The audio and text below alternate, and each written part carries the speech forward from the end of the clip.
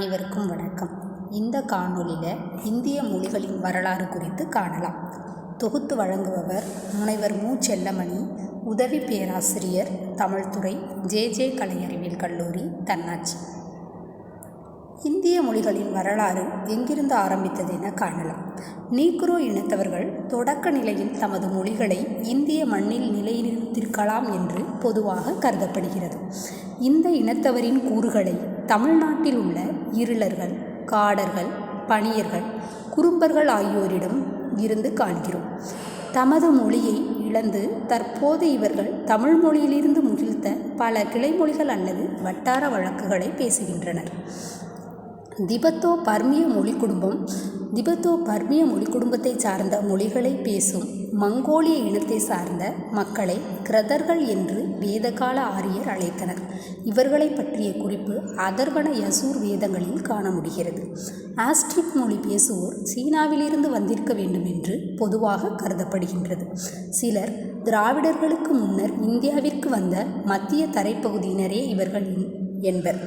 திராவிடர்கள் ஆசிய மைனர், கிழக்கு மத்திய தரைக்கடற் பகுதி ஆகிய இடங்களில் இருந்து வந்திருக்க வேண்டும் என்று பொதுவாக கருதப்படுகின்றது. இதற்கு மாறுபட்ட கருத்துக்களும் உள்ளன. கிழக்கு ஈரான், வடமேற்கு இந்திய பகுதிகளில் வாழ்ந்த ஆரியர்கள் இந்தியாவிற்கு வந்து இந்தியாவில் உள்ள நகர நாகரிகங்களை அளித்தனர். இந்தியாவில் முதலில் கிழக்கு வடக்கு பஞ்சாப் பகுதிகளில் தங்கிய அவர்கள் பல்வேறு பகுதிகளிலும் பரந்துபட்டு வாழத் தொடங்கினர். இவர்கள் இந்தோ ஆரிய மொழிகளின் பரவுதலுக்கு அடிக்கோலி நின்றனர். இவ்வாறு பல்வேறு காலங்களில் வந்து சேர்ந்த பல்வேறு இனத்தவரின் மொழியினரின் சங்கமமாக கலவையாக இந்திய பண்பாடு உருப்பெற்றது. இந்திய மொழி குடும்ப ஆய்வில் திராவிட மொழிகள் பற்றி கால்டுவெல் மேற்கொண்ட ஆய்வு மிகச் சிறப்பு வாய்ந்தது. கால்டுவெல்லை தொடர்ந்து ஜான் பீம்ஸ் என்பவர் இந்தியாவின் தற்கால ஆரிய மொழிகளின் ஒப்பிலக்கணம் என்ற நூலின் 3 தொகுதிகளை முறையே 1872, 1875, 1879 ஆகிய ஆண்டுகளில் வெளியிட்டுள்ளார். இது இந்திய மொழிகள் பற்றிய ஆய்வில் பல புதிய பரிமாணங்களை ஏற்படுத்தியுள்ளது. புகழ்பெற்ற சமஸ்கிருத மொழி அறிஞரான திரு ராமகிருஷ்ண கோபால் பந்தகர் 1877 மும்பை பல்கலைக்கழகத்தில் இந்தோ ஆரிய மொழிகள் பற்றிய விரிவான சொற்பொழிவு ஆற்றியுள்ளார். ஆரிய மொழிகள் சமஸ்கிருதம், பிராகிருதம், பாசா என்ற 3 நிலைகளில் முறையே பழைய இந்தோ ஆரியம், இடைக்கால இந்தோ ஆரியம், புதிய இந்தோ ஆரியம் என்ற படிநிலைகளில் காலந்தோறும் வளர்ந்துள்ளதை இவர் தமது உரையில் விரிவாக விளக்கி காட்டினார். இவற்றை தொடர்ந்து சிந்தி, இந்துஸ்தானி, வங்காள மொழி, தமிழ், மலையாளம், தெலுங்கு, கன்னடம், மைத்திலி, காஷ்மீரி போன்ற பல்வேறு தனித்தனி மொழிகளின் வளர்ச்சி பற்றியும் அறிஞர்கள் பலர் ஆய்ந்து நல்ல பல நூல்களை வெளியிட்டுள்ளனர். உலக மொழிகள் 2011 எடுக்கப்பட்ட உலக மொழிகள் கணக்கெடுப்பின்படி உலகில் மனிதர்களால் பேசப்படும் மொழிகள் 6500 என கணக்கிடப்பட்டுள்ளது. இவற்றில் ஏறத்தாழ 2000 மொழிகள் 1000க்கும் குறைவான மக்களாலேயே பேசப்படுகின்றன.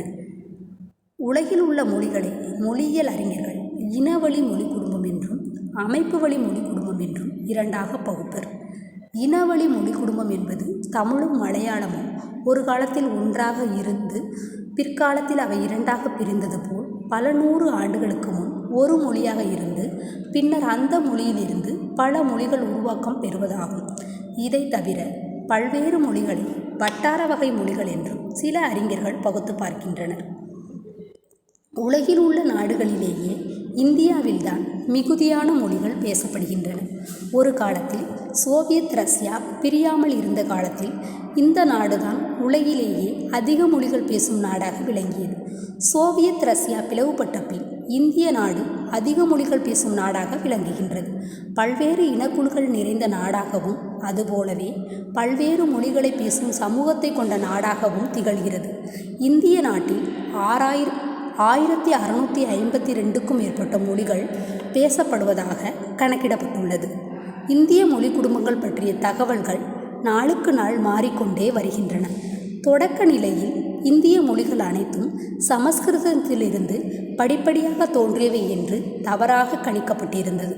கல்கத்தாவில் உள்ள ஆசிய கல்விச் சங்கத்தை தோற்றுவித்த சர் வில்லியம் ஜோன்ஸ் சமஸ்கிருதம் இந்தோ ஆரிய மொழி குடும்பத்தோடு தொடர்புடையது என்பதை 1786 நிலைநாட்டிய போது இந்திய மொழிகள் பற்றிய பழைய கண்ணோட்டங்கள் மாற்றம் காண தொடங்கின. 1961 மக்கட்தொகை கணக்கெடுப்பில் 1652 மொழிகள் இந்தியாவில் பேசப்படுவதாக தெரிவிக்கப்பட்டுள்ளது. இவற்றுள் 1/3 பங்கு அதாவது 57.4 மொழிகள் இந்தோ ஆரிய மொழிகளாக உள்ளன. இவற்றை பேசியோர் இந்திய மக்கள் தொகையில் 73.30 விழுக்காட்டினர் ஆவார். மக்கள் தொகை அடிப்படையில் இந்தோ ஆரிய மொழி குடும்பம் முதலிடத்தில் உள்ளது. திராவிட மொழி குடும்பத்தில் 153 மொழிகள் உள்ளன என்று இக்கணக்கெடுப்பு தெரிவித்துள்ளது. இதில் பலவற்றை மொழியியலார் தனி மொழிகளாக கொள்ளாது வட்டார வழக்குகளாகவே கொள்கின்றனர். இந்திய மொழி குடும்பத்தில் பேசுவோரை வைத்து மதிப்பிடும்போது திராவிட மொழி குடும்பம் 2வது இடத்தை பெறுகின்றது. இந்திய மக்கள் தொகையில் 24.47 விழுக்காட்டினர் இம்மொழிகளை பேசுகின்றனர். இந்தியாவில் சீனா திபெத்திய மொழிகள், ஆஸ்திரோ ஆசிய மொழிகள் ஆகியவற்றோடு வேறு சில மொழிகளும் பேசப்படுகின்றன. இந்தி, மராத்தி, குஜராத்தி, பஞ்சாபி, பெங்காலி போன்ற மொழிகள் வட இந்தியாவில் பேசப்படும் முக்கிய மொழிகளாகும். தமிழ், தெலுங்கு, மலையாளம், கன்னடம் போன்ற மொழிகள் தென்னிந்தியாவில் பேசப்படும் முக்கிய மொழிகளாகும். இக்காணொளியில் இந்தியாவில் பேசப்படும் மொழிகளின் வரலாறு குறித்து கண்டோம். அனைவருக்கும் நன்றி.